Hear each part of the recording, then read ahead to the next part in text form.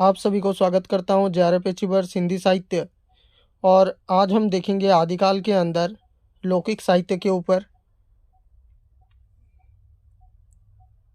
हम पहले साहित्य के अंतर्गत क्या क्या देख चुके हैं। धार्मिक साहित्य के अंतर्गत सिद्ध साहित्य, नाथ साहित्य और जैन साहित्य, ये हमने ख़त्म कर दिया है। आज हम देखेंगे लौकिक साहित्य के ऊपर। हमारा आज का वीडियो के अंतर्गत होगा ढोला मारूरा दोहा को संपूर्ण रूप से जो है वर्णन करने की कोशिश करूंगा। उसके बाद हम जैसे जैसे नीचे नीचे की ओर है बिसल देव रासो, बसंत बिलास, राहुल बेल, उक्ति व्यक्ति प्रकरण, वर्ण रत्नाकर, खुसरो का काव्य और विद्यापति की पदावली, इस तरह से नीचे नीचे की ओर जाएंगे और समझने की कोशिश करेंगे। आज पहले वीडियो के अंदर लौकिक साहित्य के अंतर्गत ढोला मारूरा दोहा के ऊपर चर्चा करते हैं। पहले हम देखेंगे कि लौकिक साहित्य क्या होता है और ढोला मारूरा दोहा जो है पूर्ण रूप से उसके ऊपर बात करेंगे।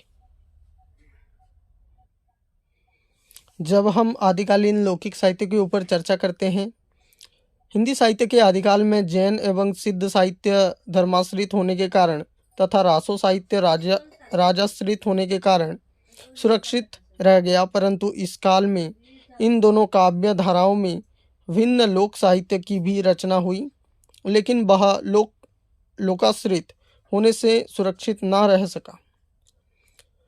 अनेक कारण से वह साहित्य लुप्त हो गया।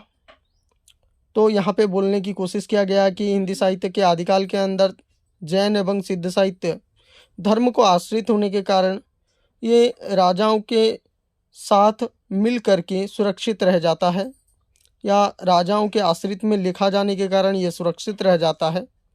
परंतु हम जब इस काल में आते हैं, इस काल में पदार्पण करते हैं या इस काल में हम पैर रखते हैं, तो इसके धाराओं में भिन्न लोक साहित्य भी चलता है। वह लोकाश्रित होने से सुरक्षित ना रह सकता है। ये लोगों के आश्रित होने के कारण, ये राजाओं के आश्रित ना होने के कारण ये इतना सुरक्षित नहीं हो सका। उसके बाद हम जब देखते हैं अनेक कारणों से वह साहित्य लुप्त हो जाता है।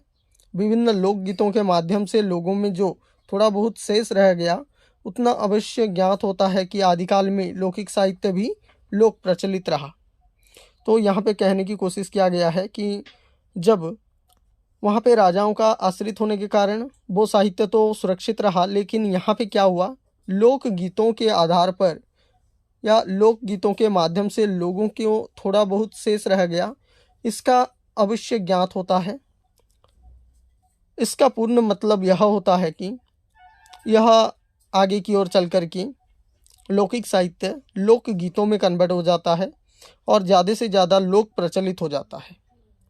आदिकाल में लौकिक साहित्य भी लोक प्रचलित रहा। तो उपलब्ध लोक साहित्य कौन कौन सा है? ढोला मारूरा दोहा, बिसल देव रासो, बसंत बिलास, राहुल बेल, उक्ति व्यक्ति प्रकरण, वर्ण रत्नाकर, अमीर खुसरो की रचनाएं तथा विद्यापति की पदावली को देखकर तत्कालीन लोक साहित्य के विषय में अनुमान लगाया जा सकता है। तो हमने एक एक करके इसको देखना है। आज हम देखेंगे ढोला मारूरा दोहा। बहुत लंबा नहीं है, यह वीडियो बहुत ही शॉर्ट होगा, तो आप इसको ध्यान से जो है समझने की कोशिश करें। ढोला मारूरा दोहा के अंतर्गत क्या है? ढोला मारूरा दोहा राजस्थान में जन जन का कंठहार ढोला मारूरा दोहा है। कंठ का हार बन कर के राजस्थान के अंतर्गत बहुत ही शोभा पाता है, जिसमें कच्छवाहा वंश के राजा नल के पुत्र ढोला और पुगल राजा के पिंगल की रूपवती कन्या मारवाड़ी की प्रेम कथा है।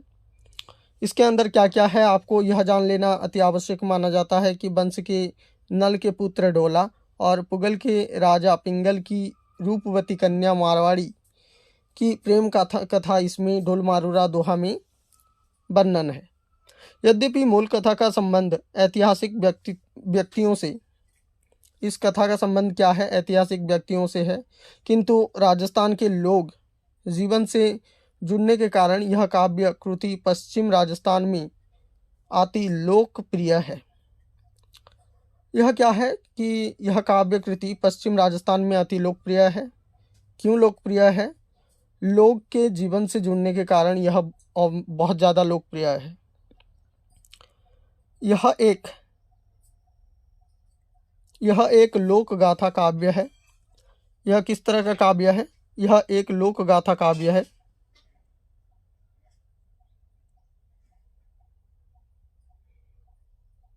ये एक तरह का लोक गाथा काव्य है और राजस्थान में अत्यंत प्रसिद्ध है।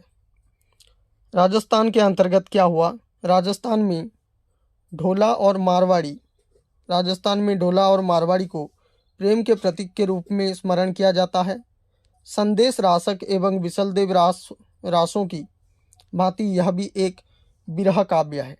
ढोला मारूरा दोहा किस तरह का काव्य है अगर पूछा जाए तो यह एक विरह काव्य है, जिसका कथासार इस प्रकार है। इसके अंदर किस तरह का कथा का वर्णन है तो देखते हैं।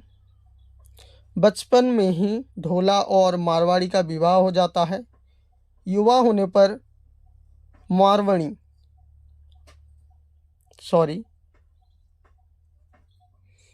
बचपन में ही क्या होता है? विवाह हो जाता है।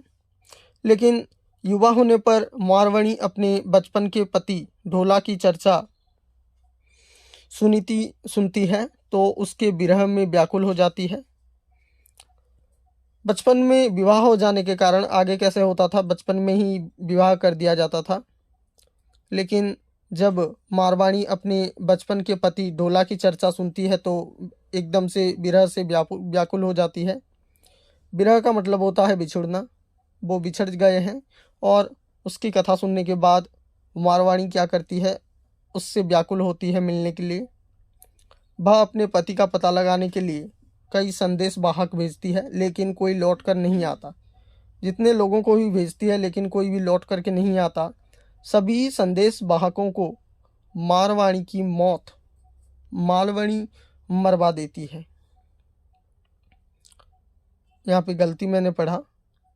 सभी संदेश वाहक को मारवाड़ी की सौत, मतलब जो उस राजा के पत्नी थी, ढोला की दूसरी पत्नी थी, वो क्या करती है? उसका नाम है मालवाणी। क्या करती है? वो मरवा देती है और ढोला तक संदेश पहुंचती नहीं है। ढोला इस बात को जान भी नहीं पाता। अंत में मारवाड़ी लोकगीत के गायक दाढ़ी के संदेश देकर भेजती है। वह ढोला तक पहुंचने में सफल हो जाती है और सफल हो जाने के बाद दाढ़ी के प्रयत्न से ढोल और मारवाड़ी पुनः मिलते हैं। उनके अंदर फिर से मिला होता है। किसकी वजह से? दाढ़ी की वजह से। प्रत्यय से ढोल और मारवाड़ी का पुनः मिलन होता है। ढोला मारूरा दोहा में परंपरागत 12 मासा का वर्णन नहीं मिलता। इसमें 12 मासा का वर्णन नहीं मिलता, लेकिन इसमें केवल पावस ऋतु का वर्णन है। ये पूछा जा सकता है कि ढोला मारूरा दोहा के अंदर कौन से ऋतु का वर्णन है? तो आप बोल सकते हैं कि पावस ऋतु का वर्णन है। पावस ऋतु का वर्णन वह भी विस्तार से हुआ है। ढोला मारूरा दोहा में मारवाड़ का वास्तविक जीवन प्रतिबिंबित हो उठा है। मारवाड़ जीवन को आप अगर जानना चाहते हैं तो आपको ढोला मारूरा दोहा पढ़ना अति आवश्यक माना जा सकता है। इसमें राजस्थानी जनजीवन, प्रकृति, समाज, वातावरण, लोकाचार एवं लोक विश्वासों का जैसा सरस जीवन और स्वाभाविक चित्र उभरता है वैसा अन्यत्र दुर्लभ है। शैली की दृष्टि से ढोला मारूरा दोहा लोकगीतों में के श्रेणी में आता है। तो हम अगर देखें शैली की दृष्टि से ढोला मारूरा दोहा लोकगीतों के अंतर्गत आता है। जैसे कि हमने पढ़ा था लौकिक साहित्य के अंतर्गत हमने आज क्या देखा कि ढोला मारूरा दोहा को समझने की प्रयास किया। ढोला मारूरा दोहा का विषय वस्तु देखा। अगर आपको यह वीडियो पसंद आया होगा तो लाइक, शेयर एंड सब्सक्राइब करना ना भूलें। फिर मिलते हैं अगले वीडियो के साथ। तब तक के लिए नमस्ते।